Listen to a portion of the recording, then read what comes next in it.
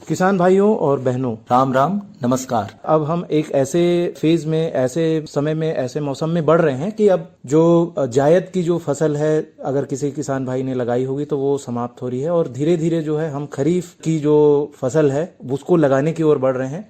और हमने मई में बात भी की थी कि जो खरीफ की फसल है उसके लिए मिट्टी तैयार करने के लिए तो शायद जो है ऐसा होगा कि हमारे ज्यादातर किसान भाई या तो उस काम में लगे हुए होंगे या उन्होंने तैयार कर लिया होगा। तो खरीफ की अगर बात की जाती है तो सबसे पहले नाम तो आता है धान की फसल का, लेकिन आज हम धान की फसल के बारे में बात नहीं करने जा रहे हैं। कौन सी फसल के बारे में बात करने जा रहे हैं वो हम थोड़ी देर में समझ जाएंगे या आपको पता चल जाएगा। बहरहाल आज आकाशवाणी शहडोल के स्टूडियो में आ चुकी हैं डॉक्टर कल्पना श्रीवास्तव जी और ये हैं कृषि विस्तार अधिकारी कृषि विभाग शहडोल में। तो आइए उनसे परिचय लेते हैं और सबसे पहले डॉक्टर कल्पना श्रीवास्तव मैम, आपका बहुत बहुत स्वागत है आकाशवाणी शहडोल के स्टूडियो में। नमस्कार। नमस्कार, मेरा नाम डॉक्टर कल्पना श्रीवास्तव है। जैसे कि आपको बताया गया है, मैं कृषि विभाग शहडोल में पदस्थ हूँ।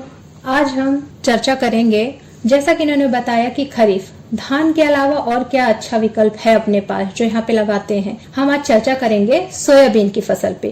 कैसे सोयाबीन की फसल को वैज्ञानिक तरीके से आप लगा सकते हैं, क्या क्या चीज उसमें कर सकते हैं, क्योंकि विगत कुछ वर्षों में कुछ परिवर्तन आया है, तो उसके बारे में आज हम यहाँ पे परिचर्चा करेंगे। जी श्रोताओं, जैसे अब आपने जान ही लिया है कि आज हम सोयाबीन के विषय में चर्चा करेंगे। सोयाबीन की वैज्ञानिक खेती शहडोल में कैसे होती है। आप तो जानते ही हैं कि हमारा जो मध्य प्रदेश राज्य है ये सोया प्रदेश के नाम से जाना जाता है और सोयाबीन जो फसल है उसकी भूमिका भी हम सब जानते हैं। ये तिलहन के रूप में भी उपयोग में आता है, बहुउपयोगी फसल है, तो इसकी जो मांग है वो भी लगातार बनी रहती है। अभी हम देख रहे हैं कि खाद्यान्न जो तेल होते हैं उसकी भी कीमतों में उछाल आ गया है और सोयाबीन इसमें अपना एक अलग ही महत्व रखता है। तो ऐसे समय में खरीफ की फसल में ये जो सोयाबीन की फसल है इसका बहुत ही महत्व है। शहडोल में भी इसकी खेती हो सकती है और हमारे किसान भाई और बहन इसकी खेती करते रहते हैं। तो आज मैडम से जानेंगे कि वैज्ञानिक तरीके से सोयाबीन की खेती कैसे करते हैं, साथ ही इनके जो अनुकूल जो सोयाबीन की किस्में हैं, कौन सी किस्में जो है शहडोल जिले के और शहडोल संभाग के लिए जो है उपयुक्त होगी, ये भी जानेंगे। चलिए अब अपनी चर्चा शुरू करते हैं। वैज्ञानिक तरीके से खेती तो पहले भी सोयाबीन की होती थी, लेकिन कुछ वर्षों में जैसे जलवायु में परिवर्तन हुआ है, वर्षा में परिवर्तन हुआ है, क्योंकि जो मानसून है वो थोड़ी अनियमित हो गई है, जो हमारा टेम्परेचर है, तापमान है, वो भी बढ़ रहा है। तो इसके हिसाब से हमें अपनी जो पद्धति है, पुरानी पद्धति को छोड़ के नई पद्धति अपनाएंगे तो उसका तरीका कैसा है। तो सबसे पहले हम शुरुआत करते हैं खेत की तैयारी से। अभी गर्मी का मौसम है, अभी जो लोग जायद की फसल लगाएंगे लगभग उनकी कटाई हो गई, तो वो लोग खेत की तैयारी कैसे कर सकते हैं बुआई के पहले। तो देखिए, जो किसान भाई या बहन खेत की गहरी जुताई नहीं की है पिछले 3 वर्षों में, तो वो पहले खेत की गहरी जुताई कर लें। उसके पश्चात जब गहरी जुताई कर लिया जाएगा, उसके पश्चात आप 2 बार कल्टीवेटर चला लें अपने खेत में। जब आप कल्टीवेटर चलाएंगे 2 से 3 बार, तो उसी समय में आपको कार्बनिक खाद या तो गोबर की खाद उसी समय आपको अपने खेत में डालनी पड़ेगी। डालने के बाद उसमें फिर से आप कल्टीवेटर चला लें और जो पाटा होता है उससे खेत को समतल कर लें। ये तो हुई आपकी भूमि की तैयारी कि आप भूमि को कैसे तैयार कर सकते हैं। उसके पश्चात हम आते हैं, जैसा कि इन्होंने बोला कि हमारे यहाँ की उचित किस्में कौन कौन सी। सोयाबीन की तो लगभग बहुत सारी किस्में हैं। जो उचित किस्में हैं वो हम कौन कौन सी लगा सकते हैं शहडोल जिले में या तो आसपास के जो हमारे जिले हैं, जो किसान भाई या बहन करना चाहते हैं। तो 2 प्रकार की किस्में होती हैं। पहली जो होती है वो कम अवधि वाली होती है, मतलब 90 दिन की किस्म होती है। दूसरी जो होती है वो मध्यम अवधि वाली होती है, लगभग 95 से 100 दिन की किस्में होती है। कुछ किस्में ऐसी होती हैं जो कि 110 दिन की होती हैं। मैं कुछ नाम बता रही हूँ, कुछ जो किस्में हैं, वैरायटी हैं, वो उपलब्ध हो जाएंगी आप लोगों को। कुछ वैरायटी जैसे कि NRC 150, Jawahar soybean 2303, Jawahar soybean 2309, Jawahar soybean 2212। ये जो किस्म है ये कम अवधि वाली है, मतलब कि ये 90 दिन की किस्म है जी। अब आते हैं हम मध्यम अवधि की किस्म में। ये हमारी NRC 142, जवाहर सोयाबीन 2172, NRC 157। यह है मध्यम अवधि की। कुछ ऐसे होते हैं जो कि किसान भाई सिर्फ एक ही सीजन में खेती करते हैं, जिनको थोड़ी लंबी अवधि की भी वो लगा सकते हैं अगर लगाना चाहें फसल तो। उनमें से कुछ होती है 100 से 110 दिन की RSC 1046, RSC 1052, ये किस्में हैं जो कि आप लोग लगा सकते हैं यहाँ शहडोल में या तो आसपास के अपने एरिया में। जी मैम, आपने बताया ये जो किस्में हैं, कम अवधि वाली भी बताया, मध्यम अवधि वाली और जो ज्यादा समय ले सकती है, ऐसी किस्मों के बारे में आपने बताया है। अब जैसा देखा जाए कि शहडोल की जो मिट्टी है वो थोड़ी सी हल्की कहा जाता है, हल्की मिट्टी है, तो इसके लिए क्या काली मिट्टी या कोई और विशेष किस्म की जो मिट्टी है वो और ज्यादा उपयुक्त हो सकती है? जैसा हम देखते हैं कि मालवा जो हमारा क्षेत्र है मध्य प्रदेश का, वहाँ सोयाबीन की खेती जो है ज्यादा होती है। तो हम ये जानना चाहेंगे कि शहडोल क्षेत्र में फिलहाल अभी लगभग कितने प्रतिशत किसान इसकी खेती कर रहे हैं, और साथ ही जो मिट्टी जो शहडोल की है वो क्या इसके लिए उपयुक्त है या उसमें कुछ सुधार करना पड़ेगा? लगभग हमारे क्षेत्र में जो आसपास का क्षेत्र है वो लगभग 20 से 30% सोयाबीन की बोनी की जाती है। पिछले कुछ वर्षों में कमी आई है इनके उत्पादन में, इसलिए हो सकता है कुछ किसान भाई नहीं कर रहे हों। अब हम अभी जो प्रगतिशील तरीके से कैसे कर सकते हैं उसके हिसाब से अब हो सकता है इस साल की कुछ वृद्धि आ जाए। अब रही मिट्टी की बात, देखिए मृदा जो होती है सोयाबीन के लिए हमें हल्की ही चाहिए होती है, उतनी भारी मृदा नहीं चाहिए, लेकिन ये कि एकदम ये काली मिट्टी में नहीं उगाई जा सकती है। जो मालवा की आप बात कर रहे हैं वहाँ की मिट्टी अच्छी है ना, जलोढ़ है, बड़ी सारे पोषक तत्व वहाँ पे उपस्थित भी रहते हैं। अब अपने यहाँ की मिट्टी क्या होती है, हल्की रेतीली है, मतलब जिसको अपन सैंडी सॉइल कहते हैं। सैंडी क्ले होती है, सैंडी लोम थोड़ा मिक्स टाइप की होती है। तो यहाँ पे ये मिट्टी होती है, यहाँ पे भी सोयाबीन की खेती हो सकती है। बस कुछ जो दिक्कतें आती हैं वो मौसम में आ जाती हैं, या तो कुछ कीट व्याधि रोग आ जाते हैं उनमें आ जाती हैं, जिसकी वजह से जो यहाँ का उत्पादन है थोड़ा सा कम हो जाता है।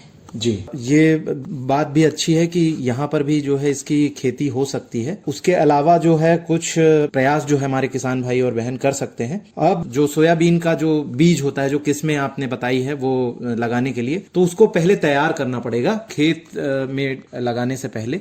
और कौन से तरीके हैं, किस तरीके से जो है आगे के जो चरण है उसके विषय में जानना चाहेंगे। जैसे बीजों का जो उपचार करना पड़ता है, बीजोपचार कहा जाता है, इसकी विधि क्या है ये बताइए। हमने अभी तक बात की कि खेत की तैयारी के पश्चात अब सबसे पहला काम हमारा होता है कि तैयार खेत में बीज डालना। अब बीज डालने के पहले हमें ये महत्वपूर्ण प्रक्रिया होती है कि आपको बीजोपचार करना पड़ता है, क्योंकि कुछ जो रोग रहते हैं वो तो कुछ मृदा से आते हैं, मृदा जनित रहते हैं, कुछ जो होते हैं वो बीज जनित रहते हैं। अगर आप उपचारित करके बीज को डालेंगे तो आगे आने वाले समय में आपकी जो फसल रहेगी वो बहुत अच्छी रहेगी और कुछ बहुत सारे ऐसे जो बीमारियां होती हैं उनसे ये बचाव करेगी। अब बीजोपचार के लिए हम 2-3 विधि का इस्तेमाल करते हैं। पहला जो होता है जैविक विधि होता है, दूसरा जो होता है प्राकृतिक विधि होता है, तीसरा समन्वित विधि होता है। अब जैविक विधि की बात करते हैं। जैविक विधि में क्या कर सकते हैं? जैविक विधि में हम ट्राइकोडर्मा, जो हमारे फफूंदनाशी होते हैं, जैसे ट्राइकोडर्मा हो गया, राइजोबियम हो गया, और हमारे पास स्फुर घुलनशील बैक्टीरिया जिसको कि PSB कहा जाता है, उनका इस्तेमाल होता है। अब ट्रीटमेंट यानी कि हम इसका उपचार कैसे करेंगे?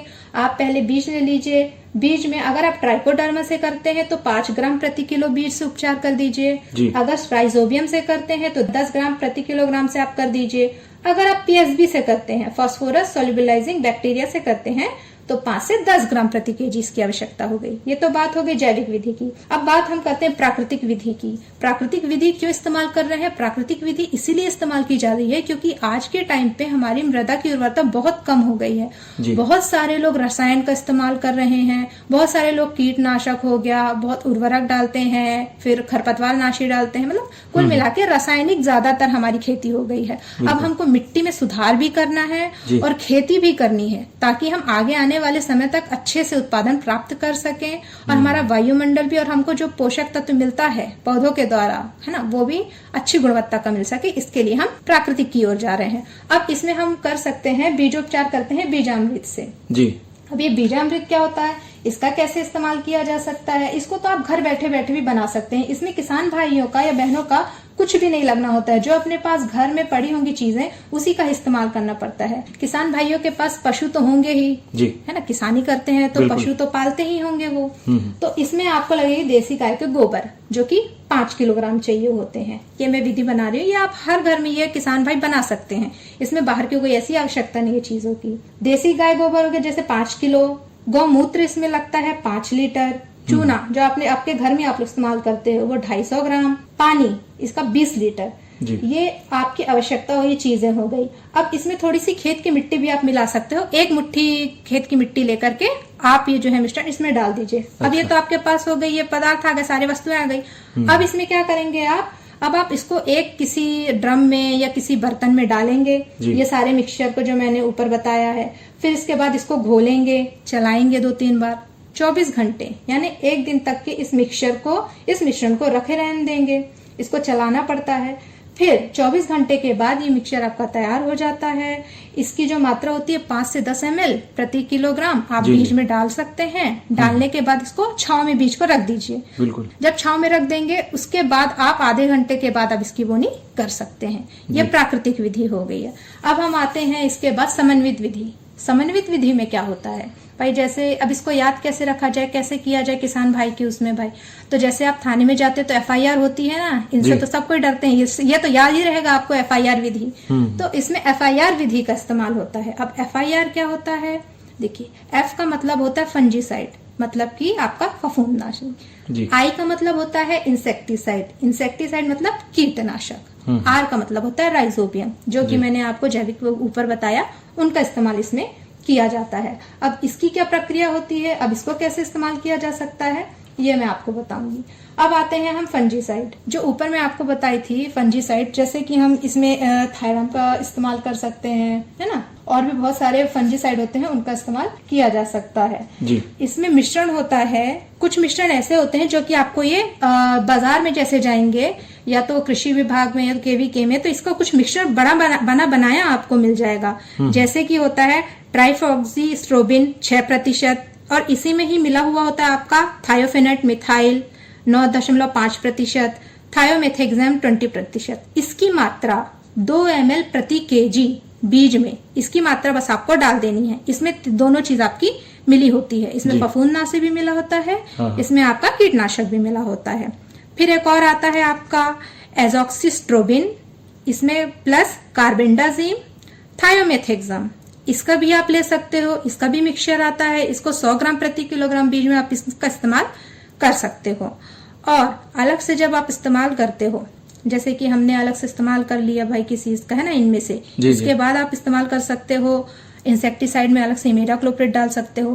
पहले आप हमेशा फफूंदनाशी से करेंगे, FIR जो मैं विधि बताई, उसके बाद आप इंसेक्टिसाइड यानी कीटनाशक से करेंगे, उसके बाद फिर आप इसमें राइजोबियम यानी जो जैविक अपना जो मैं PSB बताए, ट्राइकोडर्मा बताए, है ना, उसके बाद आप इसका इस्तेमाल करेंगे। जब इनके द्वारा आप उपचारित कर देंगे बीज को, तो ये बीज आपका बहुत अच्छा रहेगा। और जितने भी पोषक तत्व हैं मृदा में अभी वो अनअवेलेबल हैं, मतलब अभी वो पौधों को प्राप्त नहीं हो पा रहे हैं। तो जब हम इसे उपचारित करके बीज को डालेंगे तो वो जितने भी पोषक पदार्थ हैं उनका इस्तेमाल करेंगे, उनको उपलब्ध कराएंगे पौधों को, जिससे पौधे उसको इंटेक करेंगे, मतलब वो अपने अंदर लेंगे, जिससे पौधे की वृद्धि अच्छी होगी जी। अब इसका इस्तेमाल एक और तरीका क्यों कर सकते हैं, जैसे मैंने बोला कि कुछ सीड बोर्न यानी कि बीज से जो आते हैं कुछ रोग, कुछ होते हैं सॉइल बोर्न, तो उनसे भी बहुत बचाव हो सकता है। ये जो बीजोपचार की विधि है, कृपया करके सारे किसान और भाई इसका इस्तेमाल करें। इसके पश्चात ही आप अपने बीज को खेत में बोएं।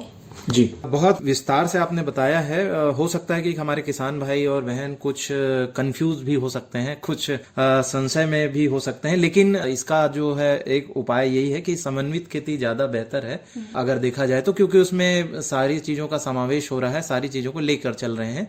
और अगर किसी को कोई अगर समस्या आ रही हो तो क्या हमारे कृषि विभाग में कोई ऐसी व्यवस्था है कि वो उन्हें सिखा सकते हैं? हाँ जी, इसकी व्यवस्था की गई है प्राकृतिक खेती के अंतर्गत। जैसे कि मैंने आपको बताया था बीजामृत बनाने का तरीका, तो ये किसानों को ट्रेनिंग दी जा रही, प्रशिक्षण दिया जा रहा है। अच्छा। ये हर जगह हो रहा है। कुछ किसानों को जो इच्छुक हैं, जैसे हम जाते हैं तो उन्हें पूरी ट्रेनिंग दी जाती है, उनके घर में ये बनवाया जाता है और उसके पश्चात उन्हीं के ही खेत में स्प्रे करके उनको दिखाया भी जाता है कि चलो कुछ हो गया, नहीं मिल पा रही हैं दवाइयां, नहीं हम कर पा रहे हैं, तो आप अपने घर में बना के कर सकते हैं। दूसरी चीज, जैसे कुछ जैविक पदार्थ बाजार में नहीं मिल पा रहा है, अब आपको इस्तेमाल करना है ना, PSB का इस्तेमाल करना है, राइजोबियम का क्या करें, तो इसके लिए आप कृषि विभाग से संपर्क कर सकते हैं, KVK किसान कृषि विज्ञान केंद्र, उनसे संपर्क कर सकते हैं। और तो और अगर आप आपका कुछ और बाहर जाने का तो जवाहरलाल नेहरू कृषि विश्वविद्यालय, वहां भी संपर्क करके आप जबलपुर में मंगवा सकते हैं। बाकी यहाँ पे आपको अवेलेबिलिटी हो जाएगी बहुत सारी चीजों की, और फिर ट्रेनिंग तो दी ही जा रही है। अच्छा, अरे क्या कर रहा है? इधर इधर इधर हम बोल रहे हैं तेरे बीजू का। उतला बोल रहे? पक्षियों से तो हम खेत को बचा लेते हैं, पर इन घातक रसायनों से कैसे बचाएं? मतलब? देख बेटा, तू जो ये अंधाधुंध रसायन मिलाता है ना, मिट्टी की सेहत बिगड़ने लगी है, और जब माटी ही कमजोर पड़ जाएगी तो उपज कैसे सेहतमंद होगी? अरे पहले ऐसा नहीं था, पूछना अपने बड़े बुजुर्गों से, कैसे फसल लहलहाती थी, शुद्धता झलकती थी। हाँ, माटी भी तंदुरुस्त और लोग भी। अब पहली वाली बात कहा, पर अब तो सभी डाले हैं। सब नहीं, आज भी लाखों जागरूक किसान परंपरागत विधि से फसल उगा रहे हैं, खर्चा कम और उपज की कीमत भी बेहतर पा रहे हैं। सच है? रे बेटे, एक्सपीरियंस से बता रहे हैं, धूप में बाल सफेद नहीं किए हैं। हाँ। ठीक है भाई, मैं भी आज से जैविक खेती शुरू करूंगा। माटी से प्रेम की परंपरा है परंपरागत खेती। बहुत अच्छी बात है। ये जो किस्में जो आपने बताई थी पहले, ये भी क्या यहाँ पर उपलब्ध हो जाएंगी? हाँ जी, ये किस्में हैं, ये कृषि विभाग में आती हैं जी, हर साल आती हैं। आपको ये उपलब्ध हो जाएगी। अब ऐसा हो सकता है कि कुछ किस्में अभी नहीं आए, जैसे जैसे आती जाती हैं, चेंज होता है जैसे मौसम, उसके हिसाब से। बाकी आपको किस्में यही विभाग से ही मिल जाएंगी जी। और आपको जबलपुर से भी मिल जाएंगी। जितनी भी जवाहर सोयाबीन की वैरायटी है वो तो आपको सीधे वहीं से ही मिल जाएगी। जितनी भी मात्रा में चाहिए है, जितने भी रकबे में लगाना होगा, वो आपको उपलब्धता हो जाती है जी। और ये जो बीजोपचार का जो समय जो लगना है, मतलब उसमें कितना समय लगता है अगर बीज ले रहे हैं और जब तक बीजोपचार पूर्ण होगा तब तक का? और उसके अलावा एक बात आपने और कही थी कि सूर्य के प्रकाश में नहीं रखना है, छाया में सुखाना है, तो उसका क्या कारण है? ये जो बीजोपचार की प्रक्रिया है, इसमें ज्यादा नहीं लगता है समय आपको बोनी के, लेकिन करीब 1-2 दिन पहले ये प्रक्रिया आप कर लीजिए तो अच्छी बात है। और रही राइजोबियम की, मैंने जो बताया था FIR विधि में, जब आप राइजोबियम को डालेंगे, उसको डालने के बाद, उसको मिलाने के बाद छाया में रखना पड़ता है। इसलिए रखना पड़ता है क्योंकि भाई ये जैविक है, सूक्ष्म जीव है।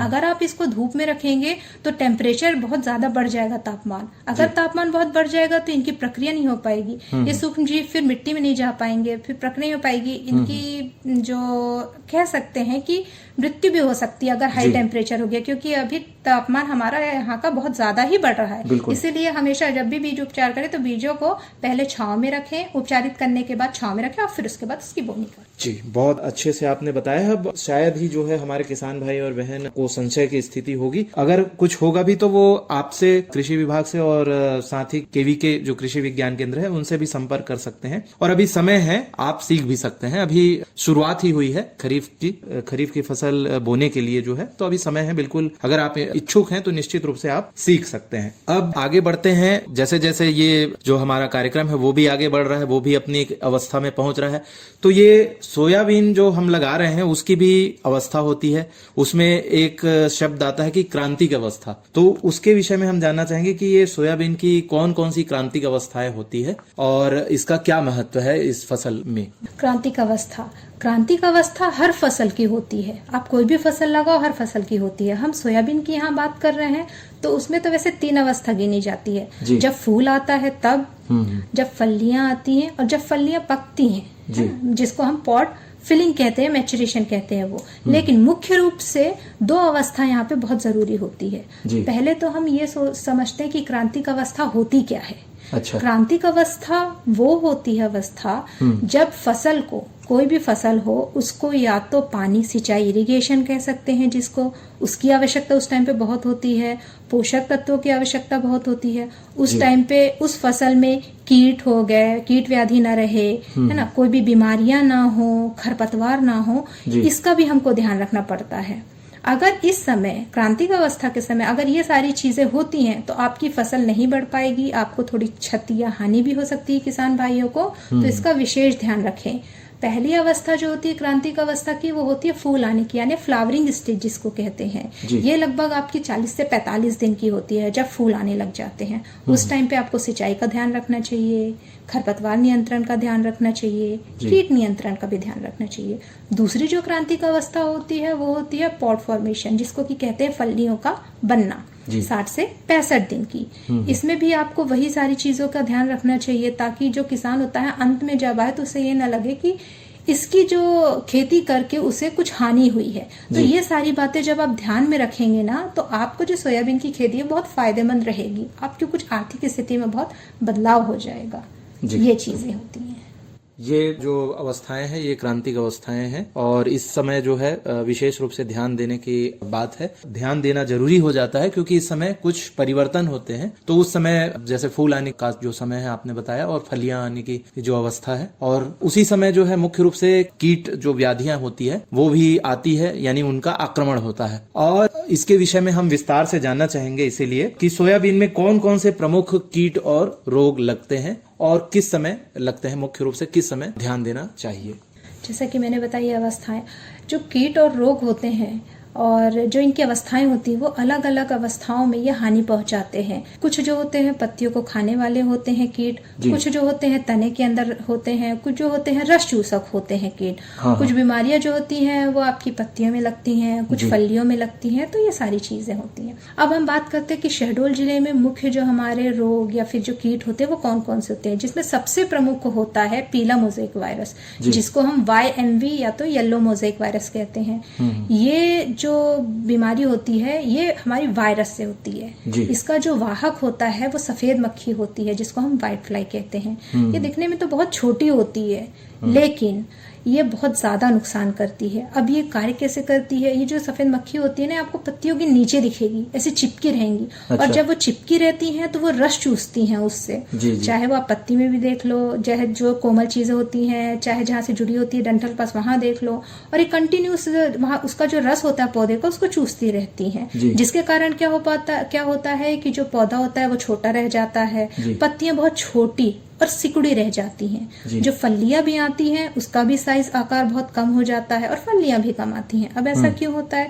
क्योंकि भाई जब पोषक तत्व या पानी भाई ऊपर जब जाएगा, जब पौधों पत्तियों फलियों तक पहुंचेगा तब तो वृद्धि होगी। लेकिन ये कीट तो बीच में ही चूस लेता है सारी चीजें, भाई वहीं से ले लेता, ऊपर तक पहुंच ही नहीं पाती। तो इस वजह से ऐसा होता। अब इसके सिम्टम मतलब इसको आप देख के कैसे पहचानोगे खेत में भाई कि ये सफेद मक्खी है या तो रस चूसक कीट है? जब आप देखोगे तो शुरू में पत्तियां आपको हरी और येलो ऐसे धब्बे छोटे छोटे ऐसे दिखने लगेंगी। शुरू की बात है। फिर जब धीरे धीरे जब इसकी अवस्था बढ़ी 2 से 3 दिन, आपको पूरा खेत या तो आपको पूरा पौधा आपको पीला दिखने लगेगा, पीली पूरी पत्ती हो जाएगी। तो आप समझ जाइएगा कि ये येलो मोज़ेक या तो पीला मोज़ेक वायरस लगा हुआ है। ये बहुत ज्यादा और बहुत तीव्र गति से फैलता है। अब इसके लिए नियंत्रण क्या कर सकते हैं? क्योंकि भाई अब हम जब कह रहे हैं कि ज्यादा रासायनिक का इस्तेमाल नहीं करना है, तो कुछ तो हमारी प्राकृतिक विधि होगी, कुछ जो हम इस्तेमाल करके कर सकते हैं। तो पहला आप करिएगा कि येलो स्टिकी ट्रैप, जिसको पीला प्रपंच कहते हैं, बिल्कुल। ये किसान भाई अपने घर में ही बना सकते हैं। इसमें आपका कुछ नहीं लगना होता है। आपको जो एक्सरे की सीट या टीन कुछ ऐसा रहता है चौकोर, वो ले लीजिए, उसमें पीले कलर का पेंट कर लीजिए और पेंट के ऊपर या तो आप ग्रीस लगा लीजिए या तो आप अरंडी का तेल लगा लीजिए, जो कि हर घर में हर किसान भाई के इधर उपलब्ध हो जाएगा। जब आप इसको लगा लेंगे तो अपने ही खेत में 4-5 जगह इसको लगा दीजिए। तो जब ये कीट उड़ेगा, एक पत्ती से दूसरे पत्ती तीसरे पत्ती में जाएगा, तो ये उड़ के उसमें भी बैठेगा। जब उसमें बैठेगा तो वो कीट उसमें चिपक जाएगा। तो आपका ये नियंत्रण हो जाएगा भाई, बिना रसायन के, उससे बिना किसी खर्च के उससे। दूसरा होता है कि आप नीमास्त्र का इस्तेमाल कर सकते हैं प्राकृतिक रूप से ना। इसका 2 या 3% 10 लीटर पानी में आप इसका डाल दीजिए, 2 या 3 लीटर उसका स्प्रे कर दीजिए। ये भी हो सकता है। हाँ, नीम का तेल जो नीमास्त्र होता है, आप भी इसको घर में बना सकते हैं। ये भी अच्छी विधि होती है। अब इसको कैसे बनाया जा सकता है नीमास्त्र को? नीमास्त्र को बनाने के लिए पहले तो जैसा नाम है नीमास्त्र, नीम के पत्ते चाहिए होंगे अपने को। हमें नीम के पत्ते आपको 5 किलो चाहिए होंगे। इसको आप पीस लीजिए, पीसे पत्ते होने चाहिए। फिर गोमूत्र बहुत अच्छा क्या कहते हैं इस्तेमाल होता है हर चीजों में, चाहे आप वो उर्वरक शक्ति की बात करें, चाहे वो कीटनाशक में आप बात करें, चाहे पोषक तत्व उपलब्ध कराने की में बात करें, तो गोमूत्र बहुत आवश्यक हो जाता है। ये 5 लीटर चाहिए होगा गोमूत्र। फिर उसके बाद आते हैं हम गाय के गोबर में। इसमें लगभग 1 किलो गाय का गोबर चाहिए होता है। इस मिश्रण को आप 100 लीटर पानी में घोल दीजिए। जैसा कि मैंने बताया, नीम के पत्ते 5 किलो, गोमूत्र 5 लीटर, गाय का गोबर 1 किलो और पानी 100 लीटर। और इसमें ये जो गोमूत्र और गोबर लेने का जो तरीका है, ये क्या गोमूत्र ऐसा कहा जाता है कि पुराना लेना चाहिए, ऐसा कुछ? बहुत पुराना भी नहीं, तुरंत का बिल्कुल गोमूत्र नहीं होना चाहिए। अच्छा। गोबर भी तुरंत का नहीं होना चाहिए, क्योंकि ये हीट रहती है इनमें। अच्छा, जी, मतलब जी। ताप थोड़ा रहता है, जैसे देखा होगा तुरंत का गोबर उठाते होंगे किसान भाई या बहन, जब तो देखेंगे थोड़ा गरम रहता है, तो उसे आप थोड़ी देर रहने दीजिए, ठंडा होने दीजिए, जिससे कि अगर आप स्प्रे करें तो कोई दिक्कत ना हो। जी, आप बिल्कुल ऐसा डालें। इन बातों का ध्यान रखेंगे किसान भाई जी। जैसे कि देखिए, आपने बीजोपचार करके बीज डाल दिया, अब हम बात करते हैं कि इसकी प्रक्रिया कैसे कैसे की जा सकती है। अब बुआई विधि में आते हैं, बीजोपचार तो आपने कर दिया, अब खेत में आप बोनी कैसे करेंगे? तो बोनी जो सामान्यतः की जाती है छिड़कावा विधि से की जाती है, या तो कुछ सीड ड्रिल से करते हैं जी। अब आप लगा सकते हो, अब इसमें प्लांट स्पेसिंग, मतलब कि इसमें जो पौधे से पौधे की दूरी, कतार से कतार की दूरी, इसका भी ध्यान रखना चाहिए भाई, ये भी आप कर सकते हो। तो लगभग हमको इसमें 45 से 10 सेंटीमीटर ये प्लांट स्पेसिंग होती है, आप इसका ध्यान रखें जब भी बोनी करें। अब जब छिड़काव विधि से बोनी करते हैं तो इसमें ना पूरे पौधे जर्मिनेट नहीं हो पाते हैं, मतलब कि अंकुरित नहीं हो पाते हैं। कुछ हो सकता है ज्यादा नीचे चले जाते हैं मिट्टी में, कुछ हो सकता है इकट्ठा 4-5 बीज एक जगह हो जाते हो, तो पौधों को पर्याप्त मात्रा में नहीं मिल पाती है आवश्यक चीजें हैं, तो थोड़ा ध्यान रखें। और जब सीड ड्रिल से करते हैं तो उस टाइम पे आप अपने फर्टिलाइजर उसी टाइम पे आप डाल दें, उसी की बोनी कर दें। और कुछ तकनीक आप इस्तेमाल कर सकते हैं, जैसे कि BBF हो गया, ब्रॉड बेड फरो जिसको कहते हैं, रीजन फरो का भी आप इस्तेमाल कर सकते हैं। तो ये कुछ तकनीकी होती हैं जिनका इस्तेमाल करके आप इसकी बोनी कर सकते हैं। फिर उसके बाद आते हैं, जब आपने बोनी कर ली तो उसके बाद क्या ध्यान में और रखना है, उसके बाद है आप अगर एक ही यानी मोनोक्रॉपिंग, यानी आप सिर्फ सोयाबीन लगाते हैं तो भाई उसमें अगर बीमारी आ गई, रोग आ गए, कीट आ गए, कुछ ऐसा आ गया तो फिर क्या करेंगे? फिर तो फसल खराब हो जाएगी। तो कोशिश करिए कि आप अंतः फसल, जिसको इंटरक्रॉपिंग कहते हैं, उसका इस्तेमाल करें। इंटरक्रॉपिंग कैसे कैसे कर सकते हैं आप? सोयाबीन के साथ आप मक्का लगा सकते हैं, सोयाबीन के साथ आप ज्वार लगा सकते हैं, सोयाबीन के साथ बाजरा लगा सकते हैं।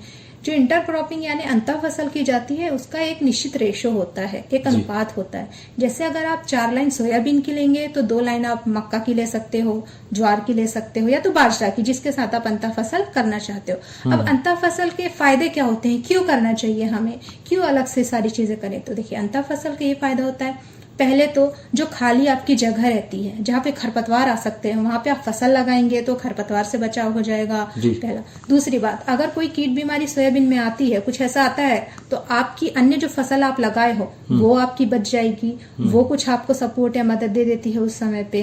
तीसरी चीज, जो भी आपका पानी हो गया, आपका सिंचाई पोषक तत्व जो भी है, जो वेस्ट होते, जो बह के चले आते, वो उनके द्वारा इस्तेमाल हो जाएगा। जो भी खाली जगह है वो उनके द्वारा इस्तेमाल हो जाएगी, और साथ ही साथ में आपको ये रिस्क से बचा देता है, और साइड में आपको एक्स्ट्रा इनकम या तो एक आय की एक स्रोत बन जाता है। इसलिए आपको इसमें इंटरक्रॉपिंग भी करनी चाहिए। अब इंटरक्रॉपिंग करने के पश्चात इसमें खरपतवार नियंत्रण का क्या किया जाए, कैसे किया जाए जी? तो देखिए, बोनी के बाद जब आप बोनी कर दिए तो उसके 2 से 3 दिन के अंदर कोशिश करिए कि पेंडामेथिलिन एक दवाई आती है, उसका स्प्रे कर दीजिए। अब उसका स्प्रे कैसे किया जा सकता है? तो पहले तो आप 1 लीटर पेंडामेथिलिन ले लीजिए, उसको 9 लोटा जो अपना एक रहता है ना किसान भाई जो यूज करते होंगे घर पे, वो 9 लोटा पानी ले लीजिए, उसका घोल बना लीजिए। अब जब वो घोल तैयार हो जाए तो 1 लोटा पानी 1 टंकी में डालना चाहिए। अच्छा। जब आप 1 टंकी में डाल लेंगे फिर उसका स्प्रे कर दीजिए 2 से 3 दिन के अंदर। जैसे अगर आज हम बोनी किए हैं या तो बुआई किए हैं तो आज कल परसों इन 3 दिन के भीतर आप इसका स्प्रे कर दीजिए। अब स्प्रे करने के टाइम किसान भाई क्या करते हैं, बहुत से लोग क्या करते हैं कि 4 से 5 टंकी बस इतना ही डालते हैं 1 एकड़ में। तो कोशिश करिए कि 8 से 10 टंकी डालिए ताकि पर्याप्त मात्रा में पहुंच सके, हर जगह चले जाए और बाद में आपको खरपतवार की दिक्कत ना हो। बिल्कुल। किसान भाइयों और बहनों, कुछ जानकारियां आपको आज मिली और कुछ अभी छूट गई हैं। इसी ही विषय में और विस्तार से जानकारी आगे भी सुनेंगे, तो सुनते रहें कार्यक्रम किसानवाणी। ये कार्यक्रम आप आकाशवाणी शहडोल के YouTube चैनल से भी सुन सकते हैं। YouTube पर सर्च करें AKASHVANI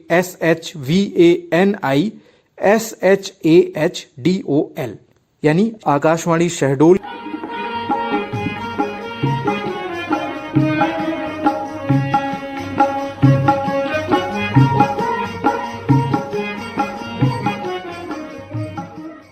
किसान भाइयों और बहनों, किसानवाणी कार्यक्रम आज यहीं तक। जय जवान, जय किसान, जय विज्ञान, जय अनुसंधान। आप सबको नमस्कार और राम राम।